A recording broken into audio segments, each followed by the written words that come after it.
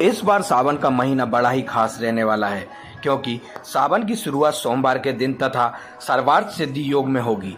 इस बार पूरे 29 दिनों तक शिव भक्त महादेव की आराधना कर अपनी मनोकामनाएं पूर्ण कर सकते हैं। ज्योतिषाचार्य पंडित पंकज पाठक ने लोकल 18 को बताया कि इस बार सावन में नक्षत्र कई अद्भुत संयोग बना रहा है, जो सावन को बेहद खास और शुभ बनाने वाला है। यह संयोग लगभग 72 वर्ष बाद बन रहा है। इस संयोग में अगर विधि विधान से भगवान शिव की पूजा अर्चना करते हैं तो व्यक्ति की सभी मनोकामनाएं पूर्ण होगी। आइए जानते हैं ज्योतिषाचार्य से। आगामी मास श्रावण मास आने वाला है। देवाधिदेव महादेव की भक्ति करने के लिए तो भगवान शिव को प्रसन्न करने के लिए यह मास जो है सर्वश्रेष्ठ माना जाता है।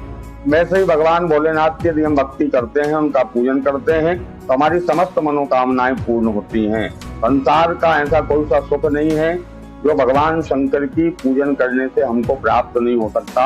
उनका नाम ही भोलेनाथ है, तो सहज रूप में प्रसन्न हो जाते हैं। इस बार श्रावण का महीना निश्चित ही कुछ अद्भुत संयोग लेकर के आ रहा है। ज्योतिषी दृष्टि से भी कई उत्तम संयोग लेकर के आ रहा है। पहला तो सोमवार से प्रारंभ हो रहा है और सोमवार के दिन ही श्रावण मास का समापन हो रहा है। दूसरा, इस महीने में 5 सोमवार पड़ रहे हैं, यह भी अद्भुत योग है और 29 दिन का यह श्रावण का महीना है। पंचांग के अनुसार 72 साल बाद कुछ ज्योतिषी संयोग बनने जा रहे हैं, उनकी हम यहाँ चर्चा करते हैं। पहला श्रावण सोमवार 22 जुलाई के दिन हो रहा है। इस दिन श्रवण नक्षत्र में सिद्धि योग, रीति योग और सर्वार्थ सिद्धि योग पड़ रहा है। इस प्रकार के उत्तम योगों में श्रावण का मास प्रारंभ होने जा रहा है और श्रावण का जो अंतिम सोमवार है, जो 5वां सोमवार है, वह 19 अगस्त के दिन पड़ने जा रहा है। उस दिन भी श्रवण नक्षत्र में सिद्धि योग है। तो यह श्रवण नक्षत्र और सिद्धि योग में प्रारंभ हो रहा है और श्रवण नक्षत्र सिद्धि योग में ही इसका समापन होगा। तो ऐसा योग 72 वर्ष बाद बन रहा है कि एक ही नक्षत्र और एक ही योग में श्रावण प्रारंभ हो रहा है और उसका समापन हो रहा है।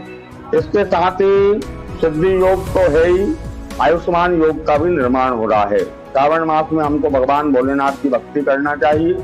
संभव हो सके तो पूरे 1 महीने तक मिट्टी के शिवलिंग, पार्थिव शिवलिंग बना करके उनका पूजन करें।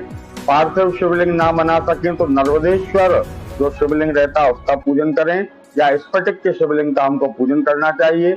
विधिवत दूध, दही, शहद, शक्कर, इत्र, गुलाब जल, अष्टगंध इत्यादि से भगवान को पृथक पृथक स्नान कराइए।